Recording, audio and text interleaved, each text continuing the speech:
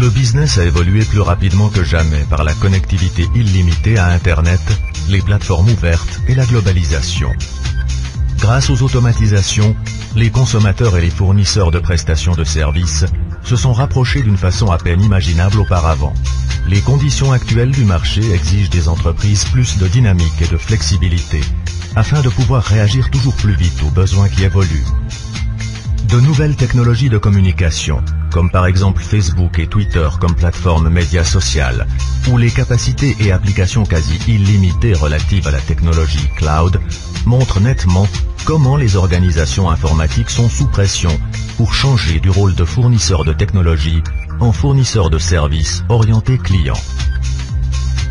Si la dépendance des utilisateurs et utilisatrices envers la technologie informatique augmente, sa complexité et ses risques relatifs à la disponibilité, la sécurité et la qualité augmentent tout autant.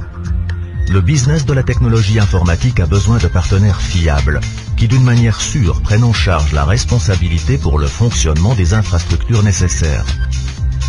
Dans ce cas, des organisations informatiques sont indispensables. Mais une organisation informatique ne pourra s'imposer comme prestataire de services fiables sur le marché que si le business reconnaît la valeur ajoutée différenciée de l'informatique. Comment les organisations informatiques doivent-elles réagir aux nouveaux défis? Nous vivons dans une société de services. Nous achetons des services partout et à toute occasion, et exigeons bien entendu que ceux-ci soient sûrs et de bonne qualité. Imaginez-vous, vous allez dans un restaurant italien et souhaitez déguster votre pizza préférée.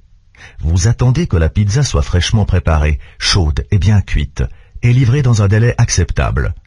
De plus, vous voulez recevoir une bonne bouteille de vin recommandée par le chef. Le personnel répond encore à quelques désirs supplémentaires, comme du poivre ou du fromage pour garnir.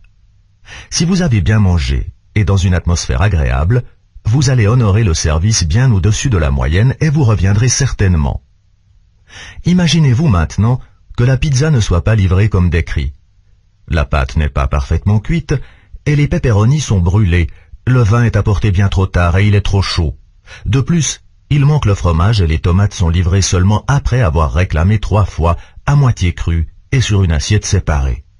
Vous avez tout à fait raison de ne pas apprécier un tel service. Mais les départements informatiques travaillent souvent de manière semblable.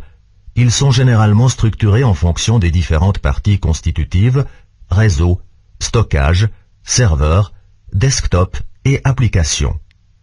De nombreuses organisations pensent, parlent et agissent technologiquement.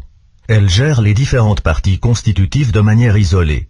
Mais le business a besoin de services informatiques qui, par un fonctionnement interconnecté, lui apportent une vraie valeur ajoutée. Un service est le résultat général de toutes les prestations incluses et laisse également au client une impression générale.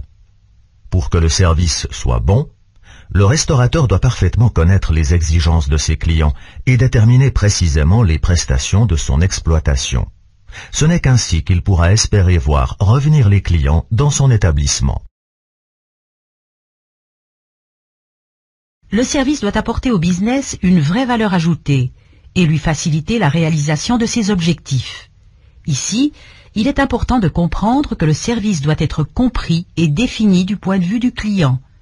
Ce n'est que si le client atteint, avec le soutien des services informatiques, des résultats de manière optimale, qu'il leur accordera leur importance. Les organisations informatiques doivent apprendre à attacher leurs prestations avec un service lié et à s'occuper de définir les prestations avec la qualité requise par le client. Le management doit savoir quelles prestations sont nécessaires et celles qui ne le sont pas, afin d'accroître la qualité tout en baissant simultanément les coûts. Mais qu'est-ce précisément un service? Comment peut-on définir le service? Pour bien comprendre ce terme, écoutons le dialogue suivant entre l'administrateur d'exploitation informatique Daniel et l'administratrice des services informatiques Anna. Anna, je dois te demander quelque chose. As-tu une définition pour service? Oui, Daniel. Je pense que les services sont une possibilité d'apporter aux clientes et aux clients une valeur ajoutée, en facilitant et promouvant la réalisation des résultats auxquels ils aspirent. Pour autant, les clients ne doivent être aucunement responsables des coûts et des risques spécifiques. Qu'est-ce que ça veut dire au quotidien? Donne-moi quelques références afin de mieux comprendre. Des bons services influencent positivement les activités d'affaires et créent ainsi les conditions pour de meilleures performances. Avec un bon service, la probabilité que les résultats souhaités soient réellement atteints est nettement augmentée. Bien, mais pourquoi sans prendre en charge les coûts et les risques? Les clients ne peuvent pas simplement les envoyer promener? Ou bien? Non, ils ne peuvent pas faire ça. Ils sont certainement prêts à en payer le prix, mais ils ne veulent pas devoir s'occuper eux-mêmes des détails des coûts et des risques de réalisation. Pour cela, ils ont besoin d'un prestataire de service qui reprend ses tâches et s'en occupe. Si le client voulait faire tout cela lui-même, il n'aurait pas besoin de prestataire de service, non? Ah, parce que le prestataire de service est spécialisé dans la gestion et le contrôle des coûts de préparation et des risques. Oui, et aussi parce que le client doit se concentrer sur la réalisation de ses résultats d'entreprise et pas sur les prestations des services informatiques. Et le prestataire de service peut mieux répartir les coûts et les risques sur plusieurs clients et donc minimiser le risque général.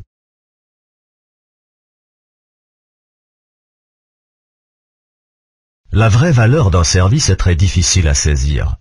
Il peut toutefois être considéré comme un niveau, indiquant dans quelle mesure le service répond ou même surpasse les attentes du client. On peut aussi mesurer la valeur en estimant dans quelle mesure le client est prêt à payer pour ce service.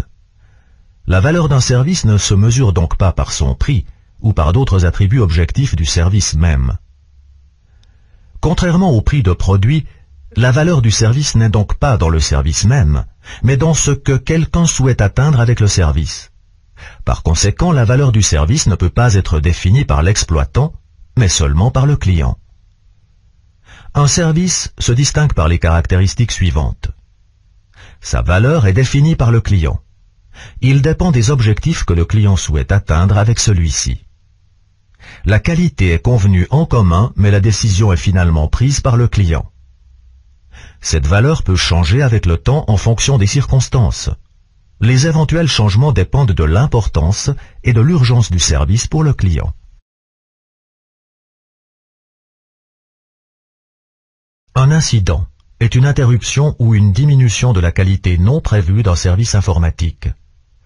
La défaillance d'un élément de configuration sans conséquence préalable sur un service est également un incident. L'utilisateur des services informatiques dépend d'une exploitation sans heurts de cette prestation de service.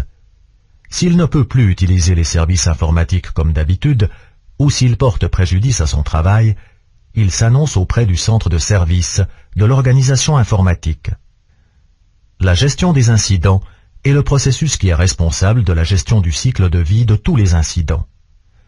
L'objectif le plus important de la gestion des incidents est le rétablissement le plus vite possible des services informatiques pour les utilisateurs. Ce processus pour l'élimination des dérangements a 3 niveaux, le premier, le deuxième et le troisième. Cliquez sur les mots-clés pour en apprendre plus sur ce processus.